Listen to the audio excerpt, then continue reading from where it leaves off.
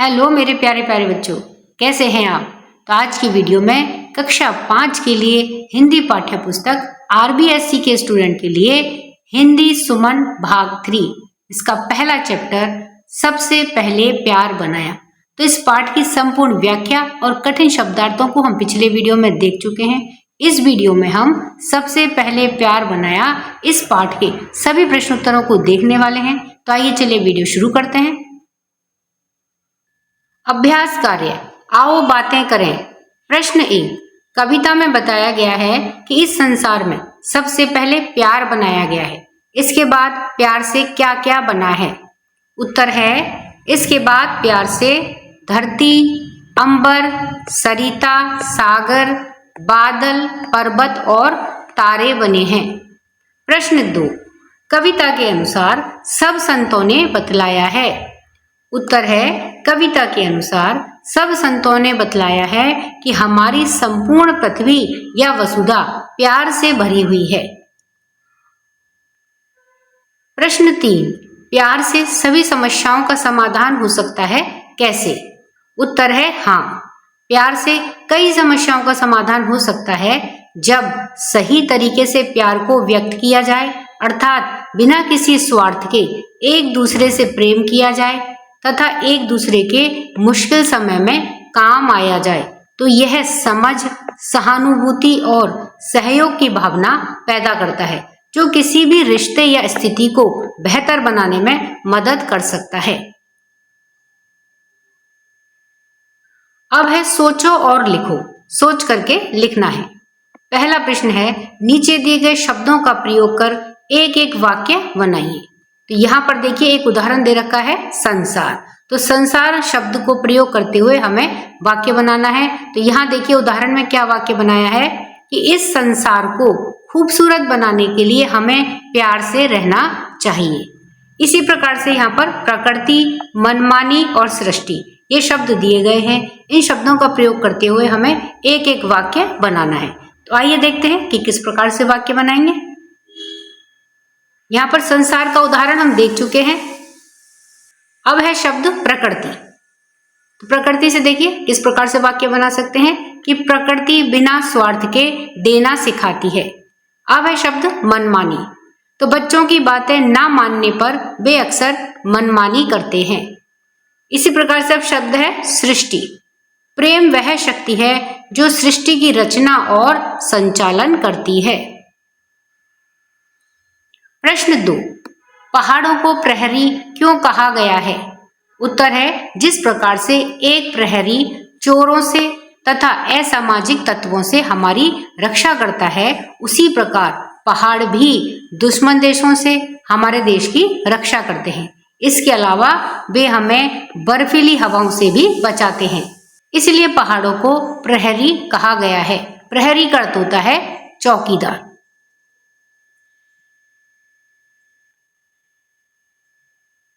सोचो और लिखो का प्रश्न तीसरा है कि कविता में नानी ने क्या बताया। उत्तर है, कविता में नानी ने यह बताया कि इस संपूर्ण संसार को ईश्वर ने बनाया है, परंतु संसार और संसार की सभी चीजों को बनाने से पहले उसने प्यार अर्थात प्रेम को बनाया, क्योंकि उन्हें समझ थी कि प्यार के माध्यम से ही ये सभी आपस में दिल से जुड़े रह सकते हैं और एक दूसरे के काम आ सकते हैं। अब सोचो और लिखो का प्रश्न चौथा है कि नीचे दिए गए शब्दों को सही क्रम में रख करके प्रश्न बनाओ। तो यहाँ पर देखिए वाक्य है जिसमें जो शब्द हैं उनके क्रम को बदल दिया गया है। इन्हें हमें सही क्रम में रख करके वाक्य बनाना है। तो इसमें देखिए ये 2 प्रश्न हैं, हम एक एक करके देखते हैं। तो यहाँ पर जैसे दे रखा है, पहले किसने बनाया संसार यह। तो इनका क्रम सही नहीं है, तो इन शब्दों को सही क्रम में जमा करके फिर से प्रश्न बनाते हैं। तो देखिए क्या बनेगा, सही क्रम क्या है। पहले क्या होगा कि यह संसार किसने बनाया। उसी तरह से दूसरा है कौन कौन से, फिर है प्रकृति के उदाहरण आए इस कविता में है। अब हम इन्हें सही क्रम में जमाते हैं। तो देखिए किस प्रकार से लिखेंगे कि इस कविता में प्रकृति के कौन कौन से उदाहरण आए हैं। तो इस प्रकार से इन शब्दों को सही क्रम में रख करके प्रश्न बनाएंगे। सोचो और लिखो का 5वां प्रश्न है कि इस कविता के मूल भाव को अपने शब्दों में लिखिए।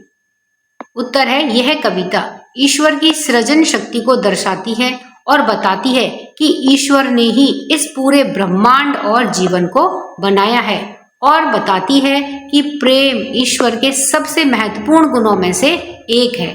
यह सृष्टि का आधार है। तो यह कविता का मूल भाव है। मेरी बात सबकी बात। पहला प्रश्न है, पुस्तकालय, शिक्षकों और अभिभावकों के सहयोग से इस कविता से मिलती जुलती आपके घर की भाषा से जुड़ी कोई कविता या गीत यहाँ लिखिए। तो यहाँ पर देखिए बच्चों, आपकी घर की जो भाषा है उसमें आपको कोई कविता या गीत यहाँ पर लिखना है जो कि इस कविता से मिलता जुलता हो। तो आइए देखें हम किस प्रकार से कविता यहाँ लिख सकते हैं। जग बनाया, प्यार बनाया, ईश्वर ने सब कुछ है बनाया। सागर, नदियां और पहाड़, खुशियों से भरा संसार। सूरज, चांद और आकाश, हर चीज में प्रभु का वास। इस प्रकार से ये मिलती हुई कविता हम यहाँ पर लिखेंगे। अब है पढ़कर जाने। पहला प्रश्न है, नीचे कविता की कुछ पंक्तियां दी गई हैं जिनमें कुछ शब्द छूट गए हैं। रिक्त स्थान पर कविता से खोज करके सही शब्द लिखिए। तो यहाँ पर देखिए ये कविता की पंक्तियां हैं जिसमें बीच बीच में हम खाली स्थान देख रहे हैं। इन खाली स्थानों को हमें कविता में से सही शब्द को ढूंढ करके यहाँ भरना है और इन पंक्तियों को पूरा करना है। तो आइए देखते हैं कि इन खाली स्थानों में कौन कौन से शब्द भरे जाएंगे। बहुत जरूरी समझ ईश ने सबसे पहले, क्या आएगा यहाँ रिक्त स्थान में, क्या बनाया, प्यार बनाया। तो रिक्त स्थान में हम लिखेंगे प्यार। आगे है, इसी प्यार से धरती, और रिक्त स्थान में क्या आएगा, अंबर, सरिता, फिर आएगा रिक्त स्थान में सागर जुड़े हुए। तो इसी प्यार से धरती, अंबर, सरिता, सागर जुड़े हुए। आगे है सारी, फिर रिक्त स्थान प्यार भरी है, क्या आएगा यहाँ पर, सारी वसुधा प्यार भरी है।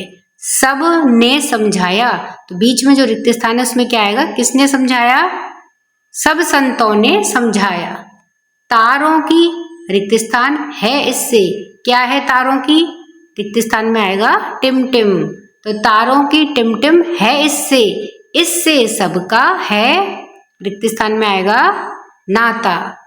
इस प्रकार से इन शब्दों को भर करके इन कविता की पंक्तियों को पूरा करेंगे। आओ रचना करें। इसमें पहला प्रश्न है, इस कविता की तरह ही नानी या दादी ने आपको भी कोई कविता या कहानी सुनाई होगी, उसे लिखिए। तो आपकी नानी के द्वारा या कोई दादी के द्वारा आपको कोई कविता या कहानी सुनाई गई है, उसे आपको यहाँ पर लिखना है। तो यहाँ पर देखिए बच्चों, हमने आपके लिए कौन सी कहानी लिखी है। एक बार की बात है, हनुमान जी को बचपन में बड़ी जोर से भूख लगी। उन्होंने अपनी माता से कहा कि मुझे भूख लग रही है। तब माता अंजनी ने, अंजनी कौन थी, हनुमान जी की माता, तब माता अंजनी ने हनुमान जी से कहा कि कोई लाल सा फल दिखे तो खा लो। हनुमान जी घर के बाहर आए तो उन्हें आकाश में सूर्य देव दिखाई दिए। सुबह का समय था, इसलिए वे बिल्कुल लाल रंग के दिखाई दे रहे थे। हनुमान जी ने सोचा कि यही वह लाल फल है जिसके लिए माँ ने खाने के लिए कहा था। हनुमान जी तुरंत आकाश में उछले और सूर्य देव को अपने मुख में रख लिया, जिससे तीनों लोकों में अंधकार छा गया और हाहाकार मच गया। वास्तविकता का पता चलने पर सभी देवता वहां आए और हनुमान जी से विनती करके सूर्य देव को उनके मुख से बाहर निकलवाया और हनुमान जी को ढेर सारे वरदान दिए। तो इसी प्रकार से बच्चों, आपको भी आपकी दादी ने या नानी ने कोई कविता या कहानी सुनाई है तो आप उसे यहाँ पर लिख सकते हैं। भाषा की बात। विद्यालय में फुटबॉल प्रतियोगिता हो रही थी। अक्षिता की टीम फाइनल में थी, लेकिन टीम की खिलाड़ी काजल और निकिता को चोट लग गई थी। सब निराश थे, लेकिन अक्षिता ने टीम को समझाया, एकता और मेहनत से हम जीत सकते हैं। सभी ने जोश और धैर्य से खेला। आखिरी मिनट में नैना ने गोल कर दिया। टीम की जीत से सभी खुश हो गए। अब इसमें पहला प्रश्न है कि तालिका में दिए गए शब्दों के समानार्थी शब्द कहानी में से पहचान करके लिखिए। तो यहाँ पर देखिए, ये तालिका या टेबल दी गई है और इसमें ये शब्द दिए गए हैं। तो इन शब्दों के समानार्थी शब्द या पर्यायवाची शब्द हमें यहाँ कहानी में से पहचान करके लिखने हैं। तो आइए देखिए इनके कौन कौन से समानार्थी शब्द हम लिख सकते हैं। तो नीचे दिए गए शब्दों के कहानी में से समानार्थी शब्द निम्न प्रकार से हैं। सबसे पहला शब्द है विजय का।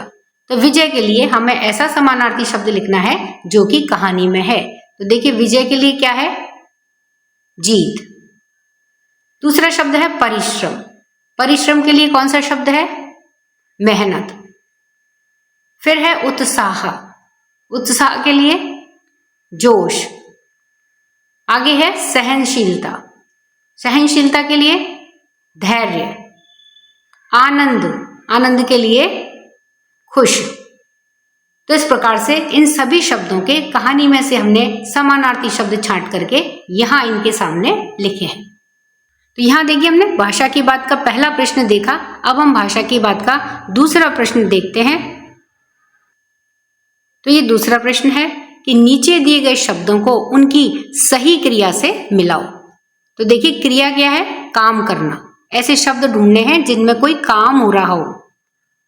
तो यहाँ पर एक तरफ शब्द है और एक तरफ क्रिया दे रखी है। तो इन शब्दों को इनकी क्रिया के साथ में मिलाना है। जैसे पहला शब्द दे रखा है सूरज। तो सूरज क्या करता है? सूरज चमकता है। तो हम इसको चमकने वाली क्रिया से मिला देंगे इस तरह से। आगे है नदी। नदी क्या करती है? देखिए नदी बहती है, बहने का काम करती है। तो बहती है से मिला देंगे। आगे है फूल। फूल क्या करते हैं? खिलते हैं, खिलने का काम करते हैं। तो खिलते के साथ में मिला देंगे। आगे है बादल। बादल क्या करते हैं बताइए? बादल बरसते हैं। तो बरसते हैं के साथ में मिला देंगे। फिर है पर्वत। पर्वत को मिलाएंगे खड़े रहते हैं। तो इस प्रकार से इन शब्दों को इनकी क्रिया के साथ में मिला देंगे। यह भी करें। प्रश्न 1, पाठ की कविता के आधार पर पुस्तकालय से इसी प्रकार की कविताएं संकलित कीजिए और बाल सभा में सुनाइए। तो देखिए हम कौन सी कविता है जिसको अपनी बाल सभा में सुना सकते हैं, जो बिल्कुल इसी प्रकार की कविता के ऊपर आधारित है। दया, प्रेम और करुणा ये सब है भगवान की रचना। सूरज, चांद और सब तारे नभ में रहते हिलमिल सारे। आओ ऐसा कुछ कर जाएं, धरती को भी स्वर्ग बनाएं। इस प्रकार से इस रचना को हम हमारी बाल सभा में, हमारी कक्षा में सुना सकते हैं। यह भी करें प्रकार के प्रश्नों में से दूसरा प्रश्न है, आपको अपने दादा दादी या परिजनों को कोई नया सुझाव देना हो तो आप अपनी बात कैसे रखेंगे? उत्तर है कि मैं अपने दादा दादी या परिजनों को कोई नया सुझाव देते समय विनम्रता और सम्मान का भाव रखूंगा या रखूंगी। सुझाव देने से पहले उनकी राय और भावनाओं को समझने की कोशिश करूंगा। उसके बाद स्पष्ट और सरल भाषा में अपनी बात को रखूंगा। तो इसमें से बच्चों आप रखूंगा या रखूंगी अपने हिसाब से पढ़ लें। अगर आप छात्र हैं तो रखूंगा, छात्रा हैं तो रखूंगी। इस प्रकार से आप पढ़ें। तो अपनी बात को रखूंगा और उन्हें यह बताऊंगा कि यह सुझाव उनके भले के लिए है। उदाहरण के लिए दादाजी या दादी जी कैसे कहूंगा मैं कि दादाजी, मैं देख रहा हूं कि आपको चलने फिरने में थोड़ी परेशानी हो रही है। क्या आप डॉक्टर से एक बार सलाह लेना चाहेंगे? मुझे लगता है कि इससे आपको आराम मिलेगा। अब यदि आप दादाजी को सलाह देना चाह रहे हैं तब तो क्या है, चाहेंगे। और यदि दादी जी को दे रहे हैं सलाह तो क्या कहेंगे कि आप लेना चाहेंगी। मुझे लगता है कि इससे आपको आराम मिलेगा। या फिर दादाजी आजकल सोशल मीडिया या इंटरनेट का जमाना है और मैं चाहता हूँ कि आप भी इसका इस्तेमाल करना सीखें। मैं आपको सिखाने में मदद कर सकता हूँ और इससे आपको दुनिया की सारी जानकारी आसानी से मिलेगी। तो इस प्रकार से मैं अपने दादाजी या दादी जी को सुझाव दूंगा।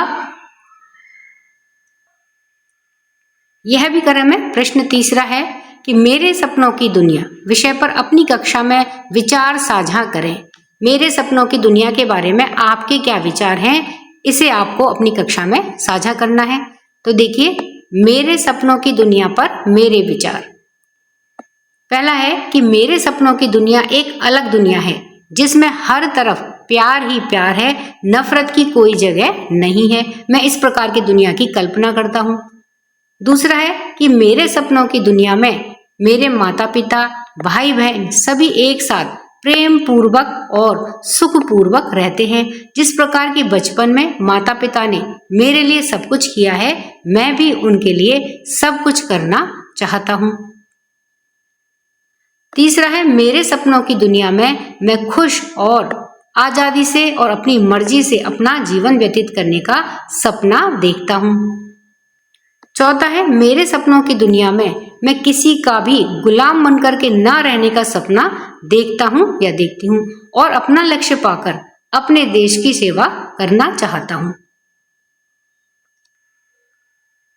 पांचवा है इसके साथ ही देश से गरीबी, भ्रष्टाचार, बुराइयों से मुक्त होने का सपना देखता हूँ। छठा है यही मेरे सपनों की दुनिया है जिसमें मैं सब कुछ अच्छा देख भी सकता हूँ और सब कुछ अच्छा सोच भी सकता हूँ। अब यहाँ पर एक कविता दे रखी है कि कौन सिखाता है चिड़ियों को। तो पहले हम इसका गायन कर लें। कौन सिखाता है चिड़ियों को चींची चींची करना, कौन सिखाता फुदक फुदक कर उनको चलना फिरना, कौन सिखाता फुर्र से उड़ना दाने चुग चुग खाना, कौन सिखाता तिनके लाला कर घोंसले बनाना, कौन सिखाता है बच्चों का लालन पालन उनको, माँ का प्यार दुलार चौकसी कौन सिखाता उनको, कुदरत का यह खेल बही हम सबको सब कुछ देती, किंतु नहीं बदले में हमसे वह कुछ भी है लेती, हम सब उसके अंश की जैसे तरु पशु पक्षी सारे, हम सब उसके वंशज जैसे सूरज चांद सितारे। तो इस प्रकार से ये कविता है और इसके लेखक हैं द्वारिका प्रसाद माहेश्वरी। पहला प्रश्न है कि इस कविता की कुछ पंक्तियां कौन सिखाता है से शुरू हो रही हैं। इसी तरह आप भी कौन सिखाता है कविता के अनुसार दो पंक्तियां बनाएं। तो यहाँ पर देखिए शुरू कर रखा है कि कौन सिखाता है, कौन सिखाता है। इस तरह से आपको दो पंक्तियां बनानी है। तो देखिए हम किस तरह से बनाएंगे कि कौन सिखाता है बच्चों को हंसना लिखना पढ़ना। तो कौन सिखाता है बच्चों को हंसना लिखना पढ़ना।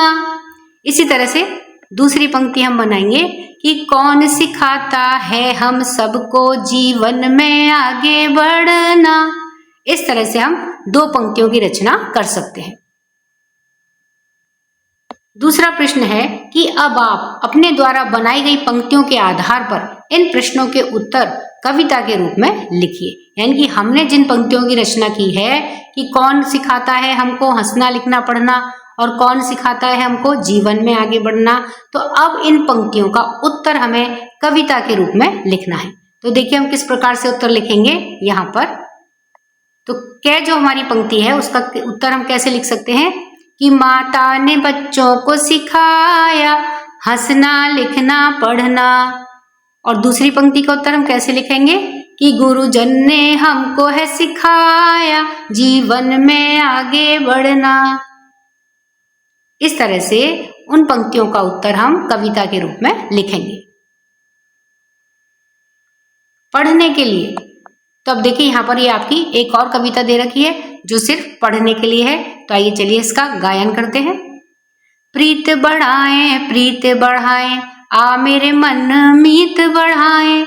कोई बड़ा न छोटा कोई, नहीं है ऊंचा नीचा कोई, सबको अपने गले लगाए। प्रीत बढ़ाए। छोटे स्वार्थ भुलाएंगे हम, गीत प्रीत के गाएंगे हम, सब में भाईचारा लाए। प्रीत बढ़ाए। इस प्रकार से कविता का गायन करेंगे। तो स्टूडेंट, अगले वीडियो में हम कक्षा 5 हिंदी पाठ्य पुस्तक आरबीएससी के स्टूडेंट की हिंदी सुमन भाग 3 के अध्याय 2 मर्यादा पुरुषोत्तम श्री राम, तो इस पाठ की संपूर्ण व्याख्या और कठिन शब्दार्थों को देखने वाले हैं। तब तक के लिए वीडियो पसंद आए वीडियो को लाइक करिए, शेयर करिए। चैनल पर नए हैं तो सब्सक्राइब करना ना भूलिए। मिलते हैं अगले वीडियो में, तब तक के लिए धन्यवाद।